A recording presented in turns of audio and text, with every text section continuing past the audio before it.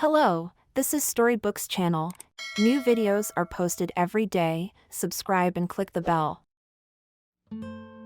A guy of 27 years old walked into a cafe for lunch. After working hard in the first half of the day, he was already tired. He wanted to fill his stomach as soon as possible. And afterwards, if he could sleep in the restroom, the guy sat down at a table by the window and opened the menu, quickly running his eyes over the list. He ordered soup, a cutlet, salads, and dessert. He was so hungry he was ready to eat an elephant. A young waitress came to the table to take his order. She smiled, and he smiled back at her. Leo was the guy's name, worked as an aircraft technician at the airport that was near this cafe. Leo was one of the best specialists in his field. He had never imagined that this profession would take him over. But 10 years ago, he had fallen out of the firefighting school due to a ridiculous coincidence. Since childhood, he wanted to become a fireman, to save people and fight fire. However, life arranged otherwise. At first, he had absolutely no desire to study at the aviation technical school. However, it was here that he was able to prove himself to the fullest extent. The flying machine, its device and principle of operation, captured him completely. When he received an invitation from the airline to be trained to maintain a separate type of aircraft, Leo a little nervous and did not even believe in what was written in the letter. But there is no escape from fate. Having successfully completed the courses, the young employee quite quickly became on a good account with the airline, now secured a good firm and having a very even decent salary. Before Leo opened up new opportunities to organize his personal life, "Here is your order." Another girl spoke. She was dressed in a strict, familiar suit and a light pink shirt, which emphasized the white skin of her face. She looked a little older than the girl who took the order. A pleasant smile exposed her white teeth. "Thank you," Leo said in reply. "Excuse me, but you're not a waiter, are you?" he asked, looking at the girl's outfit. "Yes, that's right. I'm the cafeteria manager," she explained. "She called me Molly because it's Civil Aviation Day. We're treating you to lunch on us." "Thank you very much," thanked the guy. "And my name is Leo. Very nice to meet you." The girl wished the guy a good meal and then walked out of the guest area. Leo sniffed his hands again. How did she know I was a technician? I wondered. But the hot flavored food freed his head from his thoughts, filling his body with warmth and strength. "How did you realize I was from the airline?" Leo couldn't resist asking, walking over to the bar after his lunch had been eaten. Molly smiled. "All airline employees eat at our counter," she replied. "So don't worry, I'm not a fortune teller," she joked. Her black hair undercut, under a bob outlined her cheekbones very well, giving her face an appeal. Leo couldn't pass up the opportunity not to strike up a friendship. "Great," he muttered. "Well then, maybe I'll take you out for the day." Leo thought for a moment, remembering the nearest holiday on February 14. The receptionist asked, looking at Leo with burning brown eyes. "Yes," the guy shook his head. "Exactly February 14. He repeated, not taking his gray eyes laden with black lashes away from her. They didn't particularly stand out on his swarthy complexion. The girl smiled in response. She didn't feel like agreeing so easily, although Leo was sympathetic to her. "Maybe we could exchange numbers then," he suggested, taking out his phone to write down her number. Molly herself didn't realize how she had given up her number so quickly. This didn't usually happen to her when each other's phones were written down. Leo's face lit up with a happy smile, as if today was definitely his day. Molly guided. With a glance, the red and black down jacket disappeared behind the doors of the cafe. The girl waitress flashed her eyes, looking at Molly. "What do you want?" Holding back a smile, replied the receptionist. "Go better serve the menu to the guests," she said, nodding towards the young couple. The waitress took a full chest of air, stretched her lips in a smile, took the menu and went to the guests. On February 14 at 3 p.m. Leo and Molly met at the park. They walked slowly, looking at the snow-covered path in front of them. Both were just enjoying the walk and the incredibly warm weather. There were families, children, and individual couples strolling through the park. Street vendors were selling heart-shaped balloons, hot drinks, and sweets. "Molly, why did you agree to give your number to me?" Leo asked curiously, looking at the beautiful pink shawl that framed Molly's head. "I don't know. At that moment, I didn't think. You could say I trusted the spirit," she said, taking off her gloves and turning her palm toward the sky. Fluffy snowflakes fell on her warm palm, instantly turning into drops of water. "Do you like snow?" Molly asked. "Not since I ate a snowball when I was a kid and then had a sore throat for a week." "No," answered Leo. Molly laughed. "You must have scared your mom, huh?" she asked. "Yes, but it never happened again." "Did you scare your parents with something?" he asked. Molly hesitated. She remembered her life in the orphanage, where the teachers always kept the children strict. Molly came to the orphanage when she was still a baby. All 16 years flew by like 1 year. Molly was an obedient child, trying not to cause trouble for teachers. She did well in her studies and was overjoyed when she was given her own apartment, where she could finally be herself and feel completely safe. At first, it was very unusual for her to live without constant supervision and in complete loneliness. The girl even missed the walls of the shelter.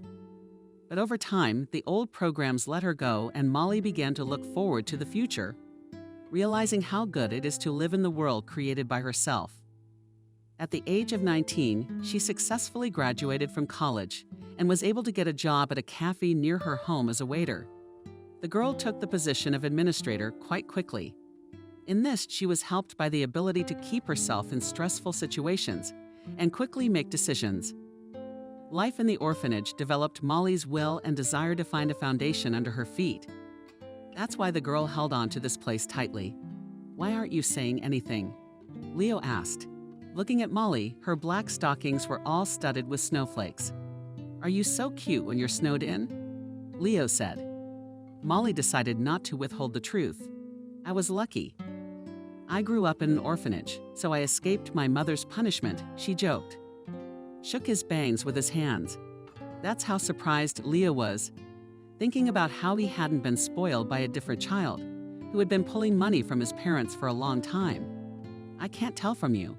You're so sure of yourself," Leo muttered. And so the girl made big sad eyes, causing Leo to laugh. At 22 years old, she was full of positivity and fun. The couple turned a corner and found themselves in front of a tall iron gate. "What are we doing here?" Puzzled, Molly asked. "I have a surprise for you," Leo said. He took a key out of his pocket. "What are you doing?" Fearing, asked the girl when the guy opened a small door in the gate with the key and invited her to go inside. A runway of enormous dimensions opened up in front of Molly. Ahead of her could see airplanes and their lights.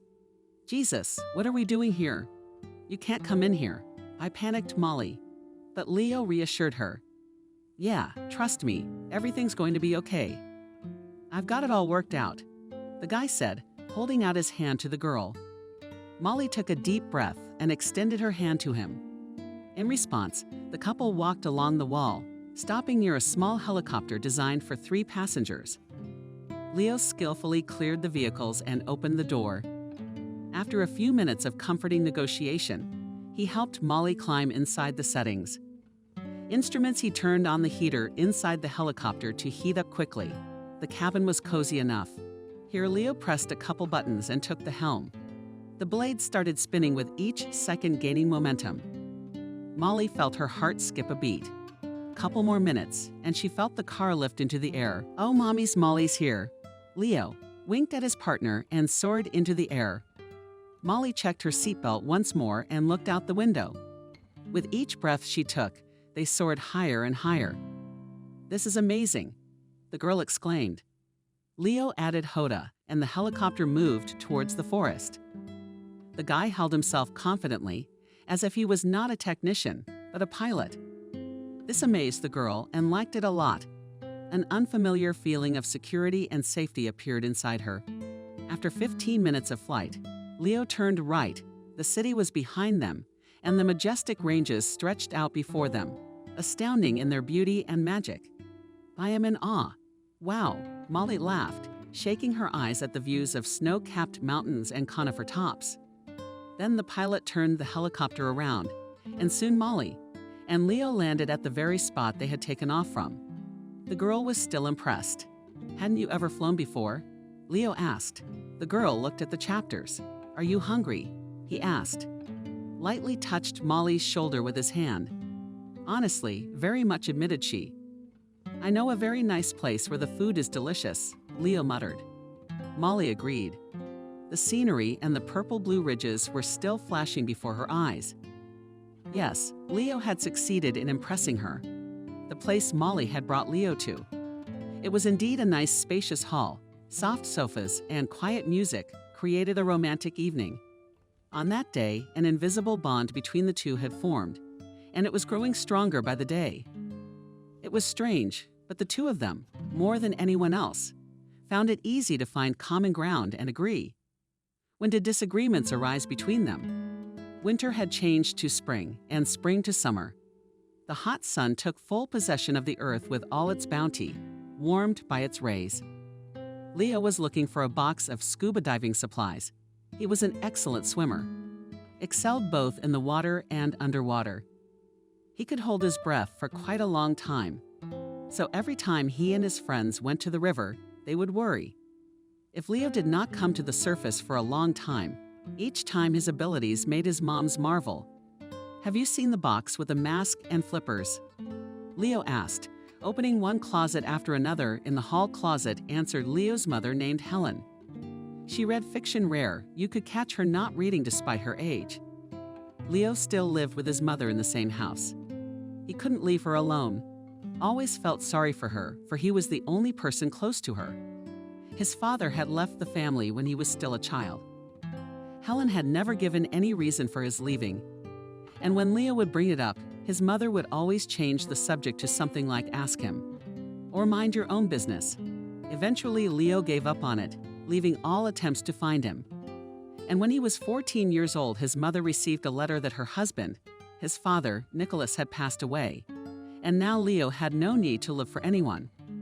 The boy set down a stool and stood on it and opened the doors of the closet that had been converted to the ceiling. He was greeted by boxes stuffed to the top with all sorts of things. Leo picked up the nearest one and slid it down. Following it to the floor slid a photograph as well.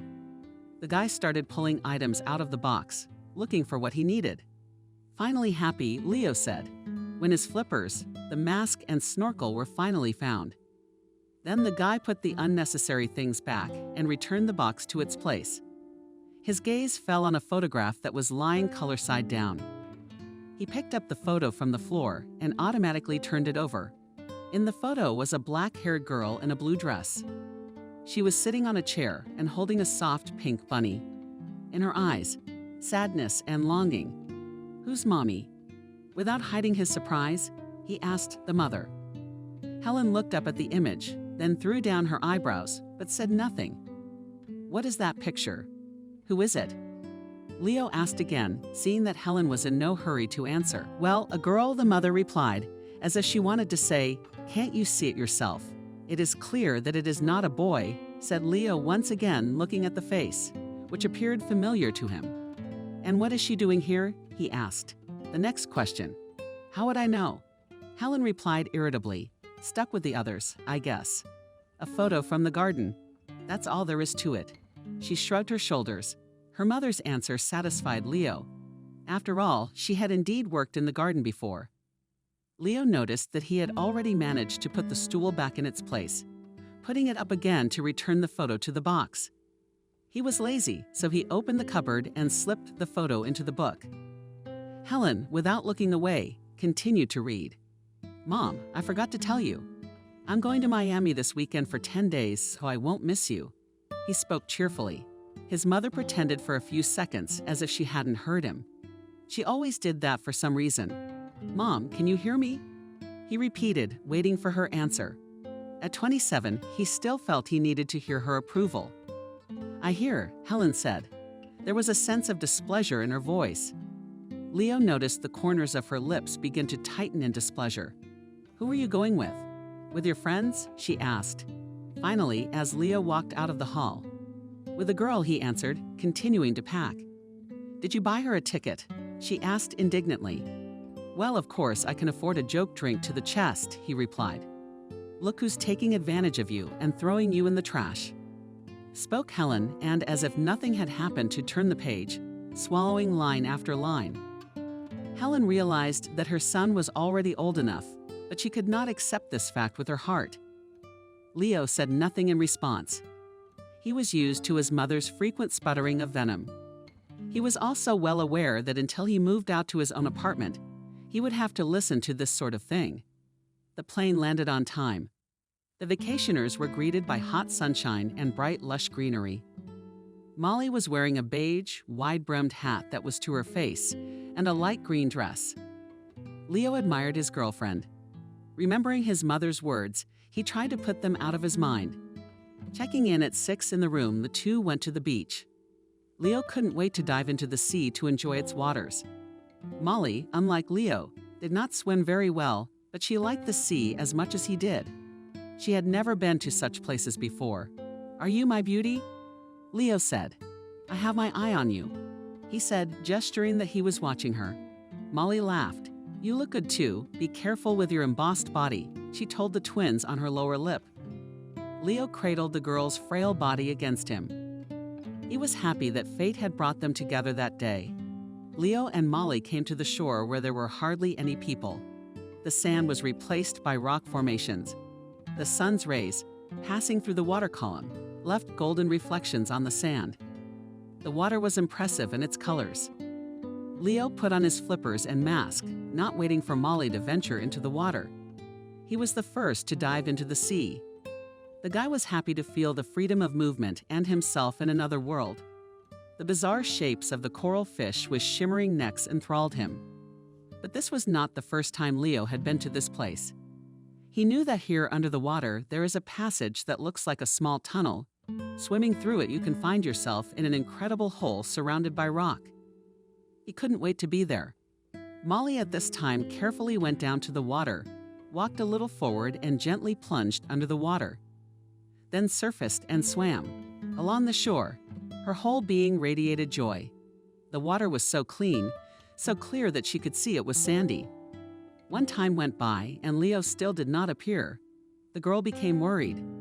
The boy rushed into the water without saying anything to her. Hopefully he knew what he was doing, Molly said in a low voice, looking at the surface of the water around her. Remembering the trips to the river with her college classmates, Molly started making corks underwater and jumping from the social ledge into the water. What else was a girl left alone to do? However, the fun was marred by Leo's long absence. The girl waded ashore and waited. Moments seemed like an eternity. Molly pressed her lips together. She was seriously worried. "Hello," came a voice from behind her back. The girl flinched and turned around. Standing in front of her was none other than Leo. "Jesus, how did you scare me?" "I was getting worried. Why didn't you warn me?" she asked him, sighing with relief. "I didn't think I'd be able to get to the cave underwater." This time the boy answered. "To the cave. There's a cave under the water." Molly asked with great surprise. Yes, such places are often found. When the rock is adjacent to the water, it's very beautiful there. Leo said admiringly. "But I had to try harder." The boy exhaled, as if he wanted to shake off the tension and fatigue. After resting for a bit, the couple entered the sea again. This time they swam together, having fun and fooling around. Leo was riding Molly on his back and tossing her high up. The girl was jumping into the water with sand, leaving behind many circles on the water. Leo then pulled Molly against him. Her skin was warm. Smooth, the guy liked a cessation. Next to her, he felt needed and important. Molly put her arms around his neck. Next to him, she was not afraid of anything. She felt secure and confident in their relationship. They kissed, their lips cool. Talked about how it was time to get on dry land. "Oh, what's that badge you have there?" Leo asked, pointing at the shell. What stuck to the girl's chest? Molly looked at it. Short horns stuck out of the shell. The snail slowly continued on its way. "I think she has found her mommy," Leo joked. Molly looked up in surprise and grimaced her face. Leo added, "Well, shall we go? There are some real, delicious naan ideas waiting for us," the boy said, carrying Molly to the shore in his arms. The short vacation was coming to an end. Hand filled with impressions, Molly and Leo returned to their hometown. While on vacation, Leo decided it was time for their relationship to move to the next level. Immediately from the airport, they arrived at his house. Leo took out his key and inserted it into the keyhole. Molly took his hand. "I'm a little scared," she muttered, worried about how their first meeting with Leo's mother would go. "It's going to be fine. Don't worry, my mother is humorous," Leo Ilyich reassured her. "You could have had a pike." Leo and his mother lived in a 3-room apartment on the 4th floor. When they went inside, it looked like there was no one else in the house. However, Leo knew that his mother had a habit of hiding and not letting on that there was someone in the house. "Mom, hi. Are you home?" he asked, looking in every room. "The phone died, and I didn't have time to warn you," he said. Meeting his mother in the hall, the woman was reading a book. In her hands, she had a mug with hot tea. "Do you always forget about your mother?" She replied with resentment in her voice. "Did you come alone?" she asked after they hugged. "No, we have satisfied guests," said the son, anticipating the meeting of his mother with his girlfriend. "Who else do we have here?" Strained a smile, spoke Helen. Trying to be polite, the woman examined the guest from head to toe. "Good afternoon. I'm Molly." The girl introduced herself, brushing away from her face to her hair that hid her cheekbones. Helen looked at the girl, at her tan skin that had acquired a pleasant hue. The woman's gaze lingered on Molly's eyes. Something seemed familiar in her eyes and chin. Helen decided not to focus on it. "Well, come in." Tired, probably from the road flew by her, passing into the kitchen, and set the table. While Molly and Leo sat down at the table, Helen had time to examine the girl. She was really good-looking, slender, short, with a pleasant voice that had a familiar and low note in it. "I'm sorry, I forgot your name?" asked Helen, who actually remembered her name. "Molly?" repeated the girl. Helen nodded her head, shifting her gaze to her son. A bad thought flashed through her mind. She felt the fear inside her that the time for her son to leave that house was very near. How could she not want that to happen? Leo was putting together a delicious bun with cheese and sausage for himself and his beloved. Helen watched his concern for Molly, and she was involuntarily seized with a jealousy she hadn't realized before. "And you, Molly, what do you do? Are you working or studying?" she asked, keeping a mask of friendliness on her face. "I'm a cafe administrator," Molly replied. Bites a fixed bun, which turned out to be very even appetizing and tasty. "Cafe," stretched Helen in a frustrated tone. Leo looked at his mother. The woman caught his gaze and immediately returned the smile. "That's okay. Maybe later you'll gain experience, and then you'll find something better," Helen added. Smiling broadly, Molly felt uncomfortable at being belittled. Or maybe it was because she suddenly realized that she wasn't good enough. The girl smiled back. After lunch, Leo went to take Molly home. The girl said goodbye to Helen. The woman was looking forward to her son's return so she could talk to him one-on-one. "Your mom, sweet woman," mumbled Molly, as she and Leo stood outside her apartment door. "Yeah, I think she liked you," Leo said. "I'll call you tomorrow." The lovers kissed goodbye, and Molly entered the apartment. Her small but cozy place gave her a chance to finally relax and have some privacy. Molly plopped down on the couch. Images from the trip came to her mind: emerald water and hot sand. Unusually delicious meals. And not so long ago, she'd never thought of any of that. But with Leo, her life had changed. She had definitely gotten better. Thoughts of marriage, of getting married, began to pop into the girl's head. Molly opened the internet and wrote a query. The World Wide Web gave out many options of gorgeous and very beautiful wedding dresses. White, pink, blue cream, lace, transparent, lush, gathered long, short. The more Molly looked at the pictures, the more her eyes filled with fire, anticipation of the life to come. Life went on as usual. Molly went on to work as a receptionist. Leo as an aircraft technician. He couldn't see Molly as often as he would have liked because of his busy work schedule. But there was one place where they could see each other for a while. It was the same cafe where they had met 6 months ago.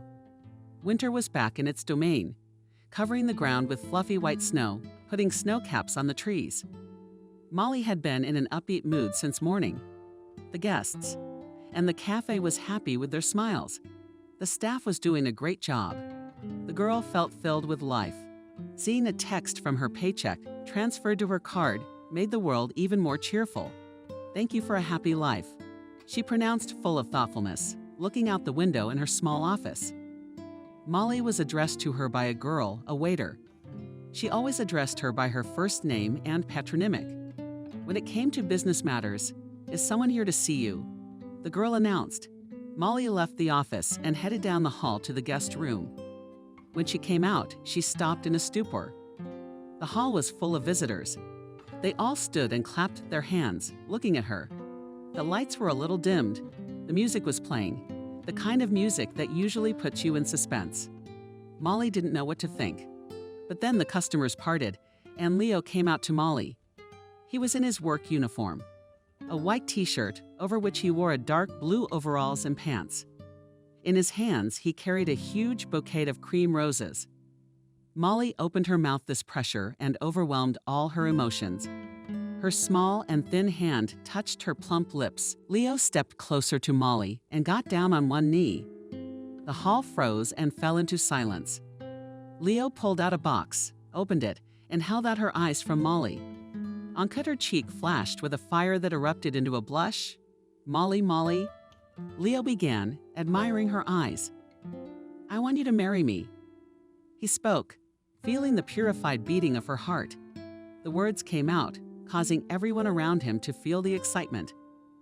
Molly couldn't take her eyes off Leo, who was in his work uniform with a bouquet that lay beside him on the public platform that had been carefully set up by his friend.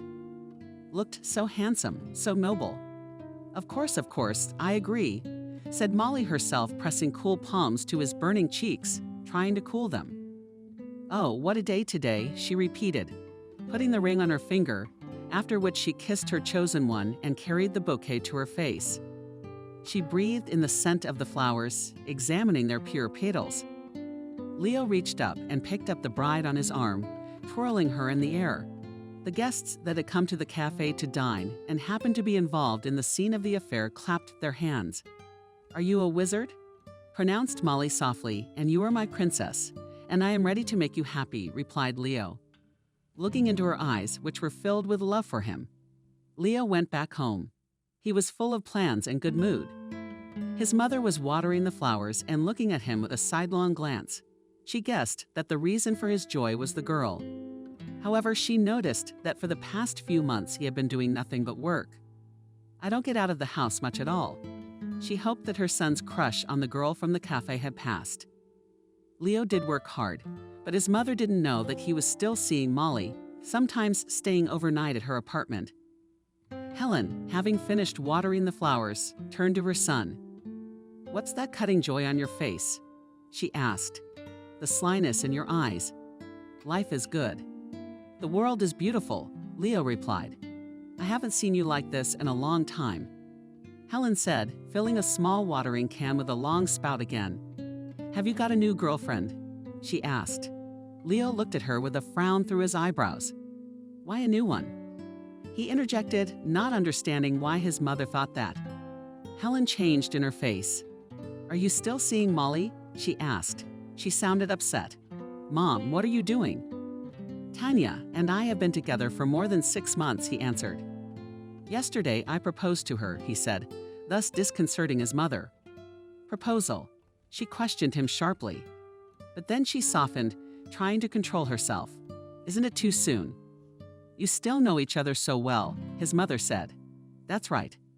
I recognized her and realized that she was the woman I wanted to tie my life to, Leo said, going into the kitchen. He was going to cook something tasty. The guy took some food out of the refrigerator and turned on the stove. He had long ago gotten used to serving himself. His mother had never taken care of her son. He had been able to cook since he was a child. He could fry potatoes or fry eggs. Helen addressed him in a stern tone, clearly wanting to sway him to her side. "There's no need to hurry. Now girls are such that before you know it," and she has already spoken to another. She holding a watering can in her hands. Then she poured the water into the sink and put it back. "Mom, this is out of the question. I've already made up my mind. I think that at 27 I can do as I see fit," Leo replied, putting the meat in the pan. Then he began to chop the vegetables. "Do whatever you want. I realized a long time ago that you don't need me. Come on, throw your mother to the fate boiled up." Suddenly Helen, putting with a clatter the mug on the table. Leo paid no attention. He had heard such statements from her more than once. Such words only made him feel guilty, which stuck a lump in his throat. Stomach pains were a frequent occurrence after such quarrels. Helen, on the other hand, went into her room. She tried to calm herself down. The woman herself didn't realize what it was about this situation that horrified her the most. Whether it was the impending loss of her son, which would certainly forget her, or whether it was old age coming on her heels. Helen opened the closet, removed the first row of books, and slipped her hand through. From there, she pulled out a small photo album, opening it up. The last page she pulled out with trembling hands from beneath the photo. Another photo cards. It was small. It showed a girl from the age of 7 in a winter costume. She was holding a snowball. Helen looked at the girl's face. It looked remotely like Molly. "Lord, keep me safe. Keep my son safe from this man." She spoke. The woman felt the throbbing of her palms in her body. Moments from her past life surfaced in her mind. Helen put her palm to her forehead as if she wanted to shelter herself from a possible creepy situation. She could feel the fear. Taking another look at the photo, she hid it in the photo album she had taken to her previous place. Helen left the room in a bad state of mind. She felt pain in her arms and weakness in her whole body with a distraught face. She sat down at the table next to her son. "Helen, I only wish you well. Understand, I just wanted to warn you," she said, taking a sip from her mug. "Yes, I understand." "Mom, don't worry," Leo replied, eating the cooked meat and vegetables. Helen sighed heavily and put her hand to her forehead again. "Mom, are you not feeling well?" the son asked. The mother realized that her son was concerned about her condition. Inside, she felt a little relief. "It's just that my blood pressure spiked. It'll go away soon," she said, not forgetting to moan. "Mom, come closer to the bed and take a pill. You're taking some pills, aren't you?" asked the son. Helen silently got up and went to her room again. A plan matured in her mind as to how she could prevent their wedding. As long as she lived, she couldn't let anyone else take her place. And even worse, she couldn't let anyone find out the truth. The next morning, Leo went to work. He drank tea and stepped out into the hallway. Helen appeared on the threshold of the room. She looked pale and panicked. "Are you leaving already?" she asked her son a question. Holding on to the door jambs with both hands. "Good morning, Mom. I'm off as usual, 800 hours. Did you forget, smiling?" asked him. "My head is splitting. Can't think straight," said Helen, taking uncertain steps towards the kitchen. "You and I are fine." "Leo, I don't know," answered the mother. "There's an uneasiness inside all the time. My legs don't feel right," Helen said. Stopped next to her son. "You need to lie down." If anything, they called for an ambulance. "Okay, I have to go," said the son. And saying goodbye, closed the door. Helen perked up immediately, staring at the door. She wiped with the back of her hand her face, which she had covered with white powder. At lunchtime, the phone rang. Leo picked up the receiver. His mother's weary voice said, "Hello, son. Can you talk?" "Hello, Mom. Yes, talk," answered Leo cheerfully. "That you do not greet me at all. In my hand's weakness cannot do anything," mumbled Vanya. "Everything is spinning in front of my eyes. Probably I'm going to die soon." She finished her monologue. "I'll die right away. Everything will be fine. I'll call an ambulance. I can't come myself," the son said and hung up. Helen looked at the screen of the phone. She was gripped by panic. Her son would really call an ambulance. The doorbell rang. Helen froze. She didn't want to meet any real doctors. She didn't have time to say anything to her son. The woman opened the door and a girl in a white coat stood in front of her. She said, "What's wrong?" Helen got back into character. "Oh, thank you for coming. My blood pressure's getting better. I told my son not to get an ambulance. but he's like that," explained Helen, smiling so the nurse would believe her. The ER staff member took her blood pressure and put a large pike in just in case. Helen crinkled her face in discomfort. "In the feeling, don't worry," mouthed the girl. "It's just to make you feel better." "Nothing serious," she said and left the apartment. Helen immediately dialed her son. Leo did not answer the phone for a long time. He was busy, but still he managed to answer. Helen reported in a faint voice that the doctor had come. He looked at everything, measured everything, prescribed bed rest and care. She also remembered to add that everything was blurry in front of her eyes and that she was short of breath. Leo listened to his mother's report and was a little upset, because you want to see your loved ones healthy and in good spirits. Helen hung up the phone. She was glad that her words had had an effect on her son, leaving work early. Leo stopped by Molly's at the cafe. A smile lit up the girl's face. The two of them sat down at the far table and ordered 5 cups of tea. "You're off so early today," Molly said, tasting the tea. "Is something wrong?" she asked, seeing the concern on Leo's face. "Mom's not feeling well," Leo said. "I don't know. Maybe she should get a nurse or something," Leo said. "What's the matter? Does she have a cold?" Molly asked. Leo replied that her general condition required attention and care. Molly, after a little thought, said, "Yes, Mom, you need to take care." "Maybe I could come over at lunchtime to visit her," she suggested. Leo was extremely surprised at her kindness. "I don't know if I can keep you from your work," he said, confused. "I don't want to put you through this," Leo said, taking her palm in his hands. He felt her warmth. "Let's do it this way for a while," Molly said. Leo hesitated, but agreed. The next time Helen called her son to let him know she wasn't feeling well, Leo approached Molly as they had agreed. Out went Leo's mother. "You, Helen, did not expect to see Molly in your house." The girl said hello, and taking off her outer clothing, walked closer to Helen. Helen was full of low-height absorbent cotton, despite her 56 years of age. She often acted like a child. This behavior was either from shyness and insecurity, or it was really her peculiarity. When Molly looked into Helen's face, Helen froze in place, something her whole body said, and a fine shiver swept over her again. "Let me make you some tea," the girl suggested and walked into the kitchen. There was a mountain of dishes in the sink. Helen did not like to do such things as boiling water in the kettle. Molly decided to wash the dishes.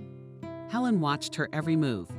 In a matter of minutes, the table was traversed and Molly sat down opposite Helen. The woman experienced a slight thrill of excitement. Now that she had seen Molly once more, she realized that she had not been wrong about her misgivings. Helen was uncomfortable interacting with the girl. She could feel the tension and fear creeping closer to her every day. "I can see that you are a nice girl, well brought up, apparently from a decent family," began Helen. Molly corrected her. "I grew up in an orphanage," the girl said. Helen opened her eyes a little wider, but did not answer anything, continuing. "But here's the thing." She stopped talking, pausing for a moment. "Leo is still too young for a serious relationship. He needs to get back on his feet." She paused again. "You know how it is, don't you?" The woman spoke, putting her hair behind her ears at the black attack. Helen, with all her might, did not want to see what was in front of her nose. "No, I'm sorry, I don't quite understand." Molly replied sincerely, "I just want it to work out for you."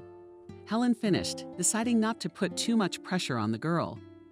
The woman diligently pretended to be a caring and worried mother. Molly smiled back at her. "I understand that every mother wants the best for her child," she said, looking into Helen's eyes. She was numb, unable to resist her gaze. She lowered her eyes down afterward and said she needed to lie down. Molly couldn't stay any longer, texting Helen her phone number. She left the apartment. Leo returned home after work. In his head, he was thinking about buying a new apartment and moving there together with his future wife. Helen came out to meet him. She was upset about something. "What's wrong?" asked Leo. "Down jacket in the closet." "Oh, well, I don't know how to tell you this," Helen began. After gathering her courage, she announced that her gold chain with a cross was missing. "I've looked everywhere, but it's nowhere to be found." The woman splashed her hands. Come on, you'll find it. Maybe she put it somewhere. Leo answered, and then went into the bathroom to take a shower. I told you not to go out with that girl, Helen whispered. When Leo came out of the shower, do you know she's from the orphanage? She asked her son. What are you implying? He answered with a question to a question.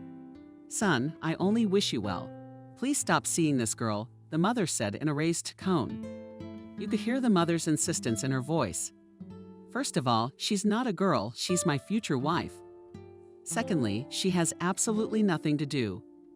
Your gold chains, Leo said in a calm tone and began to play dinner. There you go again, letting your needles out. She said you don't need a mother. Have you traded me? She exclaimed and abruptly turned around and left the kitchen. Leo was left alone in the kitchen. His mother's words hurt him. He felt resentment for himself and for his girlfriend. But at the same time, he thought about the missing necklace that Molly had supposedly stolen. He could hardly believe it. The next day, Leo stopped by Molly's cafe as he always did. This time they had lunch together of flavorful hot soup. Juicy cutlets caused incredible appetite Molly. I have good news for you, said Leo, sending a spoonful of soup into his mouth. Molly was always surprised at the speed with which Leo emptied the plates. So tell me, what's the news? Molly was intrigued. I think we'll move into a new apartment before we get married, he said. Molly was overjoyed. Are you serious? She asked, making sure she'd heard him correctly. Of course, I'm already preparing the documents. A little more patience and everything will come true, said Leo, turning to the athletes. I can't believe this is happening, said Molly, clapping his hands and putting his hand on top of hers. Leo squeezed the woman's hand lightly, and then, looking at Molly seriously, asked Molly, do you have enough money? He asked. Just answer, honestly, he added. Well, of course I have enough. I have perfectly learned to distribute them, the girl replied, not suspecting anything. Tanya, if you need money, tell me, I will transfer you as much as possible, said Leo. Okay, replied Molly, surprised by his question and the suggestions that followed. Leo smiled and continued. He decided not to ask her about the chain. A week later on the weekend, Leo decided to get out in the woods. He loved skiing on the different steep and downhill slopes of the mountains, as well as the special trails. Before heading out, however, he needed to find a ski suit. He found it with ease, but the safety goggles took longer to find. Leo, as usual, set up a stool and opened the closet. Down came a box of things. Digging through it, he managed to find them. They were in the box, neatly folded and by himself. He was about to close the box when something shiny peeked out from under a cardboard plate. Leo removed it and saw a gold cross with a chain. He was shocked by the find. The first minute he felt like showing it to his mother. However, he decided not to. Let's watch, Leo thought, and took the chain with him. The winter forest was truly beautiful. Fluffy, sparkling snow turned everything around into a magically fairy tale. It is especially pleasant to be in it when the weather is favorable.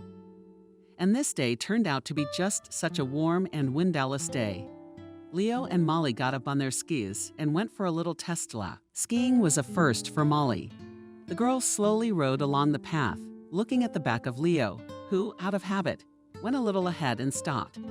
How are you getting on? He asked the girl. Molly smiled broadly and waved at him. Everything is fine. Don't wait for me, she said, not wanting Leo to mess with her and ruin her walk. I quickly answered the guy and was out of sight in seconds. Molly slid leisurely on her skis, stopped and admired the snow-covered trees and sleet that stretched for long dozens of meters along the forest road. The air was clean and fresh. Tits and woodpeckers chirped somewhere. The girl enjoyed the winter scenery and the change of scenery. Leo's mother was taken with her, so that, as they say, she would be looked after. The woman drank hot tea and breathed the air, waiting for the skiers to arrive. Helen, come here quickly. I've already made you tea, said Helen, seeing her son, and led him to the table, pink cheeks. The boy with a twinkle in his eyes drove up to the makeshift and tabled his chest with smoke. His face was shining and smiling. You could tell by the look on his face that he was very glad that he was able to get out for a winter walk. Molly watched with interest Helen, who took care of her son in every way possible, serving him a mug of tea and a sausage sandwich. At times it seemed that she did not notice Molly at all, but the girl was not embarrassed by it.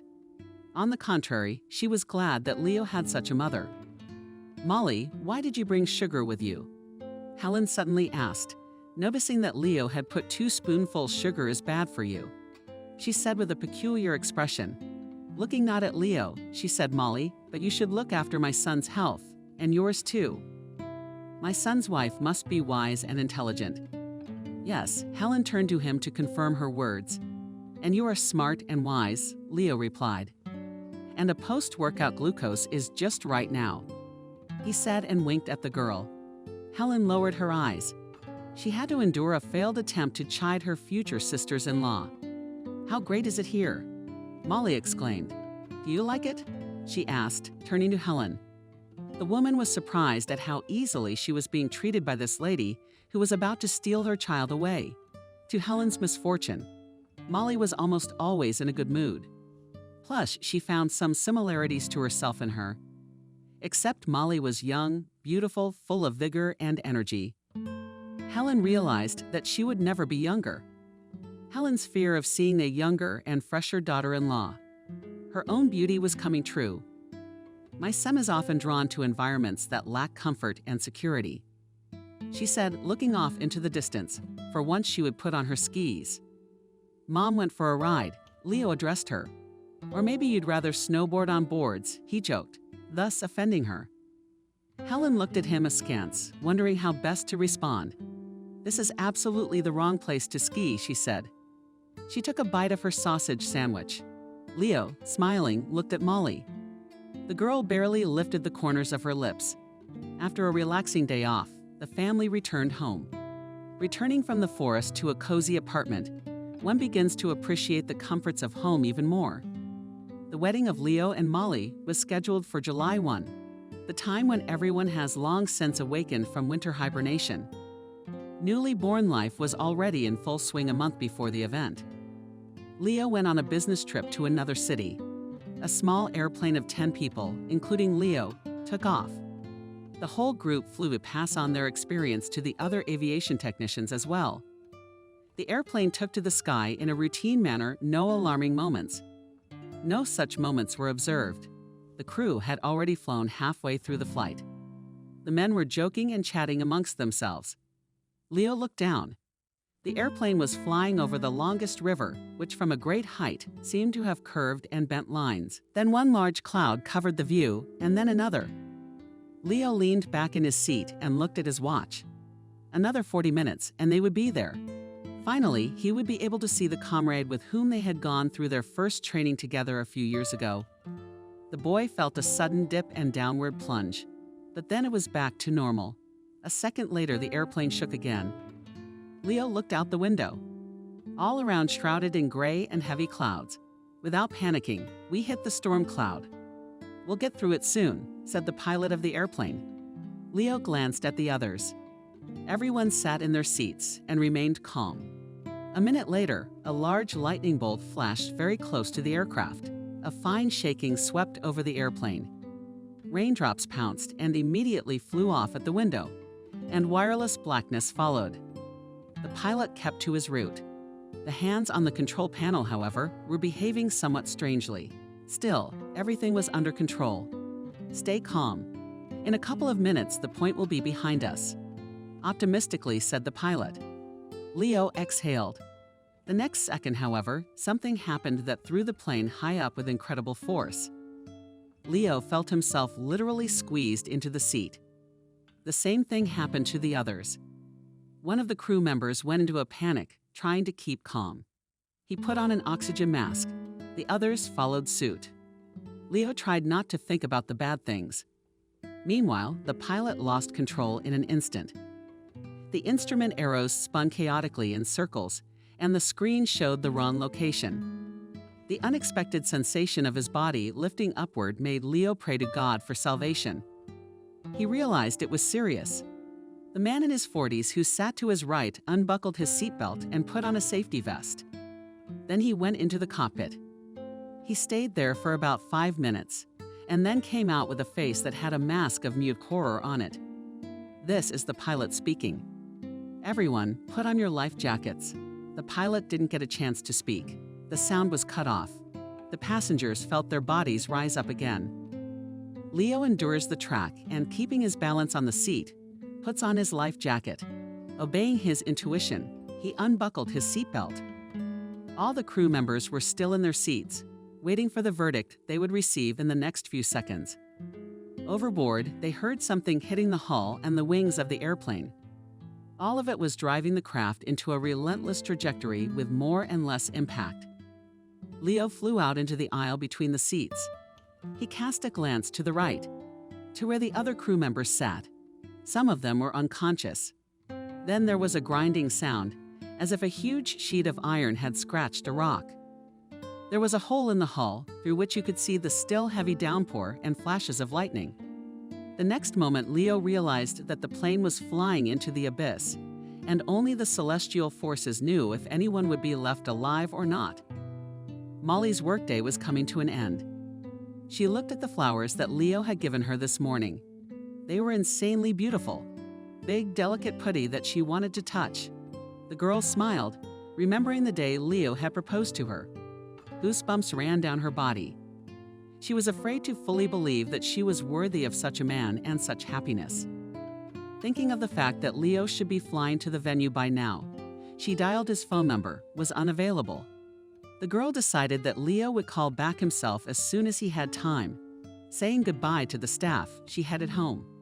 On the way, she decided to stop by Helen's house to check on her. The door was not opened right away. There was Helen looking at Molly. Her face was grim, and the bags under her eyes told her that the woman had been crying. "What's wrong? Concerned?" asked Molly, examining Helen's face. "I just got a call from work," Leo spoke in a vital voice. Molly began to look even more closely into her crying eyes. What? What is it?" Molly asked, afraid to hear the worst. The airplane was caught in a thunderstorm. Helen's tears rolled down her cheeks. "The entire crew and those on board the plane were killed.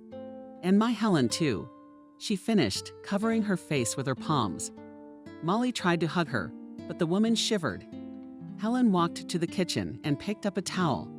She lost her face with it, rocking back and forth in her chair. Molly was shocked. She stood in the hallway, not sure what to do next. You wanted to ask Molly a question, but changed your mind. Asked another question. Is it true? Molly remained motionless. Then, as if something had pricked her, and she rushed out of the entryway and into the street, catching a cab. Molly headed for the airport building. She didn't understand exactly why she was going there, but she had to find out if she was, or if there was still hope that Leo was alive. Excuse me. She turned to the first employee she could find. There was a flight this morning with aircraft on board. Did everyone die? She blurted out. Her lips trembled. The uniformed girl, realizing what she was talking about, made a call. A couple minutes later, a man in a white shirt and dark blue suit came out to Molly. Excuse me, were you the one asking about the plane that crashed? He asked. Molly, who had been patiently waiting for him to arrive all this time, nodded her head quickly. Salty drops were bursting from her eyes, but she held herself in check. A man in a small staff office offered her a walkthrough. He gave all the details he knew about the airplane crash. He said the flight had been caught in thunderclouds. They kept in contact with them for a while, but then everything broke down. There was no sign of the plane on radar. There was no communication. A helicopter flew to the site of the supposed crash. The man was silent. Unfortunately, however, neither the airplane nor the people could not be found yet. Most likely, the ship crashed into the sea and all the crew members were killed. I'm very sorry. That's all I can say for now. The man finished. Molly listened to him carefully, holding back her emotions, her feelings, thanking the man for the information. She slowly walked out of the airport building. In that moment, she felt abandoned, as if she were alone in the world. Like she'd been cut off from something common. She felt like the world had stopped, like she was out of the game. People were passing cars, passing on the road, replaced by traffic lights. "Girl, the newspaper is always fresh for you," spoke the kid about 18 years old that was handing out newspapers on the street. But Molly paid no attention to him. Her head was clear, all thoughts were gone at once. Did one of them accidentally pushed her and Molly staggered forward. A honking of the driver's horn for the car made her stir. A red man had long ago turned on the traffic light, but Molly didn't notice it, pulling herself together. She drove over to Helen's house again. Molly felt that she should be by her side now. However, when the door opened, she was greeted with a less than friendly welcome. Molly was about to walk into the house, but Helen did not let her through. "I thought it would make you feel better if I stayed with you at times like this," Molly muttered. Helen lowered her eyes. She was silent. Her pale, vital face at this moment looked stony and expressing nothing. "Is it best for you to leave now?" Helen said. "I need to be alone," she said, turning sideways to the girl. "But I insist. You can't be alone in this situation." Molly put a hand on Helen's shoulder, but the woman yanked it away. "I don't want to see a low-tone thief in my house," she muttered. Molly was shocked by such a statement. For a minute she stood in a stupor, but then the girl turned around and slowly walked out of the apartment. The door slammed behind her. Not realizing anything, Molly walked out of the entrance and headed to her apartment. Once inside, she undressed, set the alarm clock, took a sleeping pill, and went to bed. The next morning began as usual, except for the emptiness that now appeared inside Molly. She did everything on automatic, washed her face, painted her hair, got dressed, and left for work. All day long, she had to fight her sadness and longing to keep those from interfering with the work process. However, work was the only escape from grief, which hurt her deeply. At the same time, Molly was thinking about Helen's words. She was unpleasant and hurt. And most importantly, it was unclear why she had suddenly become a thief to her.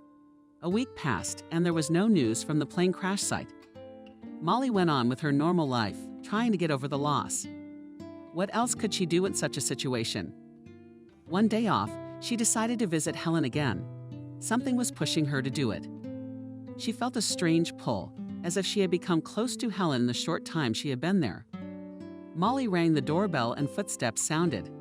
A moment later, the door opened. "And it's you," Helen said, as if a guest had appeared in front of her. It was annoying to have a visitor. "May I come in?" "Careful," asked Molly. "Come in, why don't you?"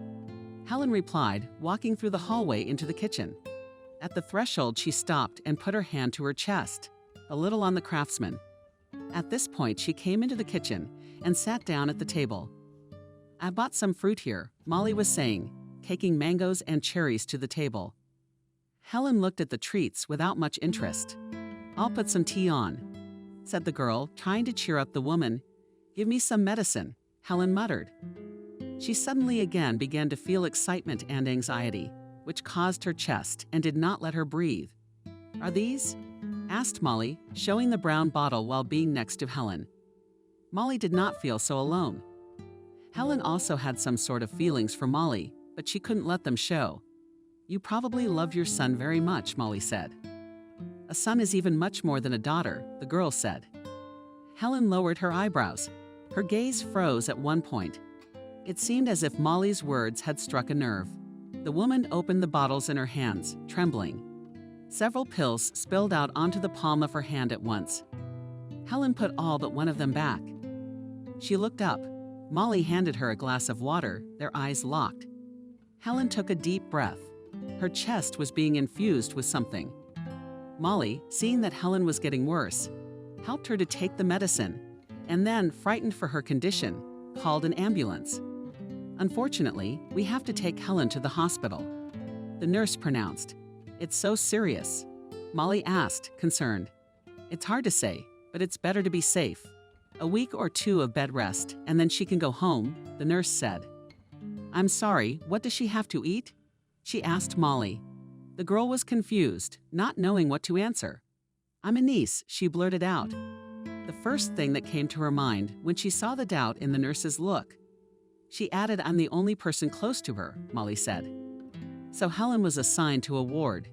She was prescribed IVs, vitamins, rest, and relaxing massages. Molly came to visit the woman every day. She was genuinely concerned about her condition. Helen was overcome by weakness and endless chest pain. Medication helped, but only temporarily. The loss of her son had taken a heavy toll on Helen's health. When visiting Helen, Molly brought some books from Helen's house. So, coming one day to the bookcase, the girl took the first book she looked at and flipped through it. She saw a picture of herself as a child. Molly wondered, where could it have come from? She decided that she would ask Helen about it. Molly tried to talk to Helen on distracted topics. The girl talked about her working days, about funny visitors in the cafe, and about various ridiculous situations with waiters. So you can imagine, she took a salad right from under her nose. It was necessary to see with what expression on her face she did it. Molly laughed as I told her the incident from today. Luckily, I was able to work it out, Molly said. All the while Helen was looking out the window. She could not bring herself to look at Molly. The woman could only cast brief glances at her. This time the nurse entered the room earlier than usual. Molly said goodbye to Helen and went out into the hallway. I have to inform you that Helen is paralyzed on her left side. I'm afraid you need to prepare for the worst. I'm sorry, said the young girl in the white coat. Molly remained standing still, unable to move. This was a shock to her, as Anna thought. Everything seemed to be going well. Yes, she'd been in the hospital for 3 weeks. But the doctors didn't report any dramatic changes in her health. Molly went home without asking for a photo. Having come to terms with the news, Molly still continued to hope for an improvement in Helen's condition. The girl still came and visited her after work. One day when Molly came to visit Helen, she was the first to say hello to her. This surprised the girl. Are you feeling better today? With tenderness in her voice, Molly asked. I guess so. I'm not sure, Helen replied. This time she looked at Molly as if she wanted to get a better look at her. Why are you coming to see me? Helen asked. Her last words were swallowed up by a cough. Have you become part of the family for me? Molly answered. And I don't want to leave you alone when you're going through a hard time, she said. Don't feel sorry for me. Please spare me the pity, Helen said. She seemed a little angry. No, she wasn't. Was she? Molly reassured her. It's not pity, it's sympathy, a desire to help. I remember the feeling when I realized I was alone, said Molly, remembering her childhood in the orphanage. Helen lowered her eyes, her lips tightly pressed together. Molly continued for the first time. This feeling came to me when one of the girls was visited by her aunt. Until that day, I thought all children came into this world alone. Afterward, the girl told me that her mother was in prison, and her father was nowhere to be found. And then I realized that my parents are out there too, Molly said. Helen closed her eyes. She tried hard not to cry. Molly continued for a while. I asked my tutors and teachers where my parents were, but every time they answered me with the phrase, "You have no parents," or "Were you abandoned?"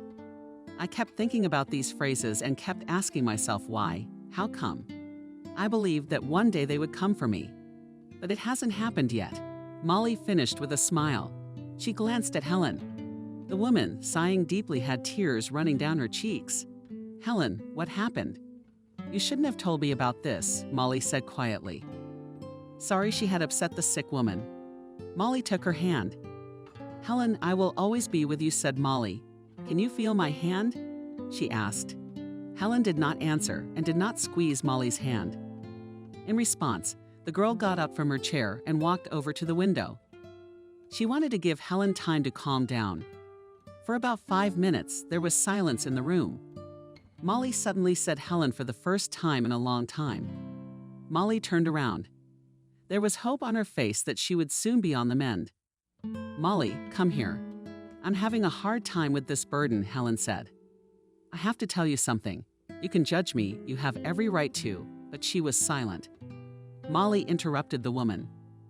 If you think I take offense at you calling me a thief, don't worry. I'm not angry in the least, Molly said. Not at all, said Helen. Molly, the thing is, you're my daughter. Helen blurted out. Molly continued to sit motionless in her chair. You hear that? Helen asked excitedly. I know. I'm a terrible person. I have no excuse. I've done a terrible thing, Helen said, and then extended her hand to Molly. At first, Molly felt disgusted. At one point, she didn't want to touch the woman. I've been carrying this heavy weight around with me all this time. I thought it would go away, but Leo brought himself to me, which means I have to pay in full for my decision. Helen spoke. The words poured out of her in a flood, as if she were pouring out now all the things that had been building up in her soul for years. But I don't understand why you did this to me. Molly asked the question that had tormented her all this time. I'm the person who couldn't overcome her fear. The fear of watching your own daughter, being young and beautiful, take your place, making you old and unwanted, Helen said. What are you talking about? Infuriated. Molly, letting your feelings come out. That was my choice. And now I've paid bitterly for it, Helen replied. I'm asking you not to hold a grudge. It sounds ridiculous, but the woman thought about it. You have the right to make your own choices. She spoke. Molly went back to the window. Evening was descending on the city. The streets were lit with streetlights and the windows of the houses with a warm glow. Cars passed by. A cool wind blew. It brought the evening freshness with it. I should go home. Molly said. Will you come to see me again? Helen asked with hope in her voice. Molly stopped, but without answering anything, left the room. All night, Molly could not sleep in her head, questions and all those unspoken. What did she want to say to her mother? All these feelings that had been accumulated over the years, all the worries that were wasted on the girl's soul. The next evening, Molly came to the hospital again, despite the resentment that arose after hearing the news. Molly could not leave her mother in such a state. Looking at the tired, haggard woman, Molly realized that she had had enough, and there was no point in continuing to resent her. Are you here? Helen spoke. You could tell from her voice that her strength was inevitably leaving her. You know, despite the fact that I grew up without parents, my life has not turned out well, I believe. So I'm not going to burden myself with resentment and anger, Molly said. You are really wise beyond your years, joked Helen, coughing. The worst thing is when you are tormented by guilt after the deed you have done. Taking a bite out of you day by day, it's a terrible feeling. Before you make a decision, ask yourself, can you handle the guilt? Helen said. Didn't my father know about you giving up your newborn baby? Asked Molly. A friend of mine delivered my baby. She helped me to hide the truth from my husband, telling him that the baby had died, Helen answered. Then she started to feel like she was suffocating. Are you sick? Molly asked, after pressed the button to call a doctor. A woman in a white coat came to the patient, looked at the devices and said that it's nothing. It happens and it will pass soon. You need to get used to it, she said and left the room. Weren't you curious about my life? Molly asked the next question. Now that things had settled down a bit, she could talk about it calmly. I was interested, her mother said. I've been coming to see you secretly, handing over some things and toys. I even have a picture of you. I regretted my decision to tell my husband. I didn't dare, Helen said. I had already done so much that to tell the truth would have ruined my life. After you were born, your father and I tried to have a child, but I couldn't. Helen said something else. Her lips moved soundlessly. And Leo, is he your adopted son? Molly asked. Not always, realizing whether a woman was in her right mind or not. Now that Helen was pulling away from her, Molly thought the woman was delirious. That's another fear of mine, Helen said. When she went back to talking to Molly again, I was so afraid that if I had a girl, I wouldn't be able to survive the onset of my old age. And so your father and I adopted a boy. Leo became our son. We got along well with him right away.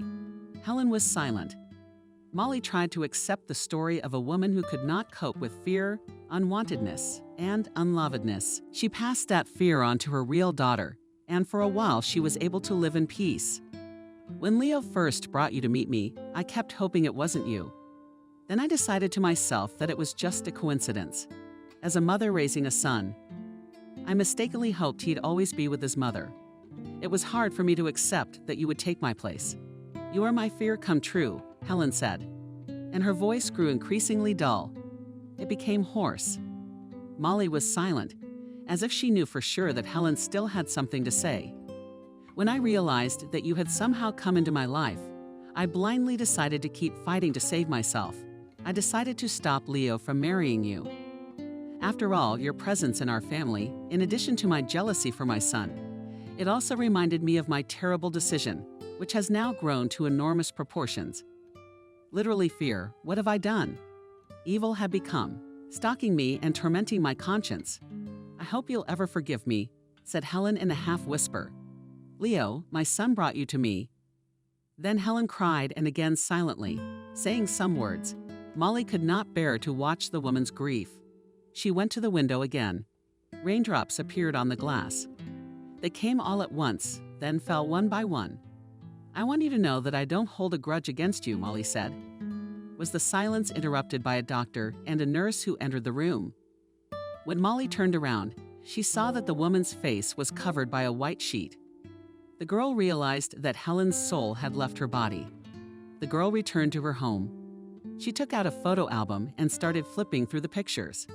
All of them were taken by a professional photographer, but there were also those taken by the caretaker and teacher of the orphanage. On them, there was always a woman somewhere far away behind the fence.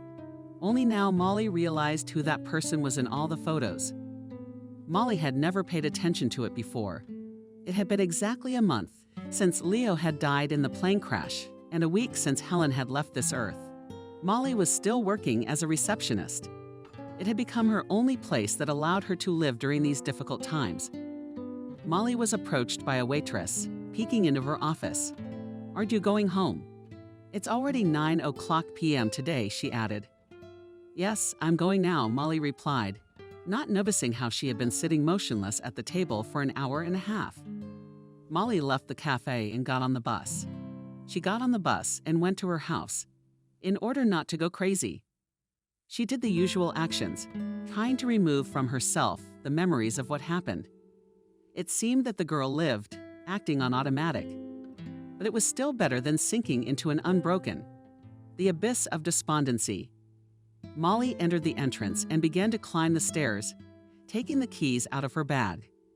She didn't notice the young man standing next to her door. Molly looked up. For the first few seconds, she thought she was hallucinating. Molly, hello. He spoke. Careful, Helen. Only managed to ask the girl as her feet made themselves known. She wanted to, though. Leo picked her up and brought her to her senses. The girl hung in his arms. Molly opened her eyes. For several minutes, they stared at each other in silence. Are you real? Molly asked and ran her palm over his shaved cheek. As you can see, said Leo, still holding the girl under his arms. Helen repeated her, his name smiling weakly.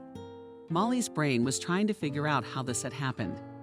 When Molly did come to her senses and opened the door, they walked into the apartment. Molly removed her cloak and turned to face Leo. Alive, she whispered and walked over to the guy. Her palms rested on his face, as if she wanted to make sure she wasn't crazy. And this isn't a phantom. You're Helen, she repeated and cried on his chest after Leo told everything.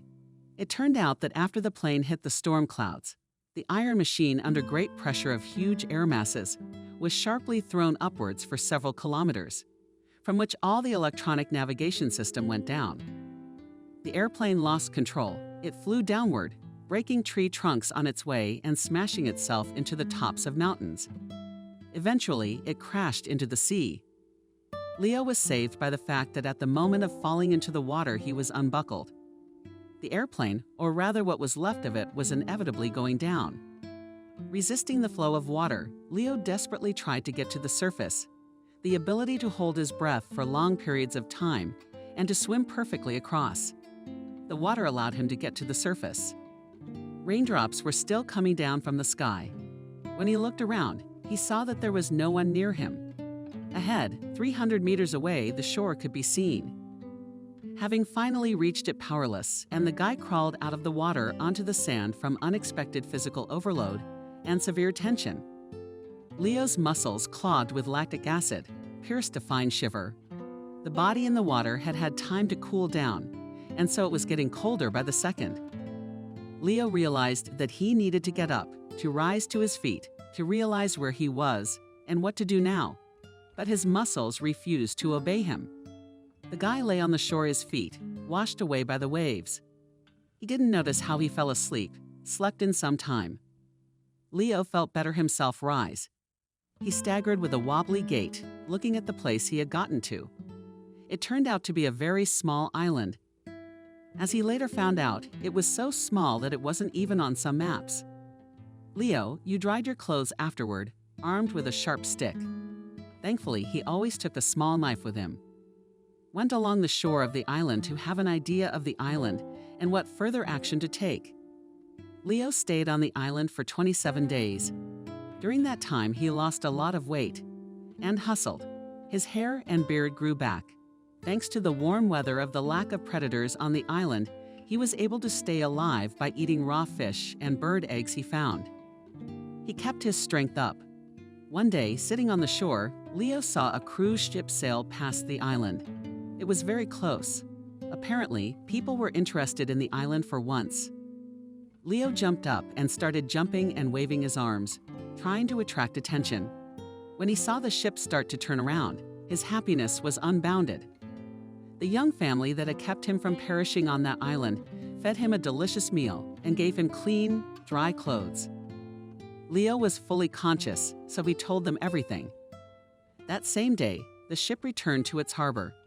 "This is incredible," Molly said after listening to Leo's story.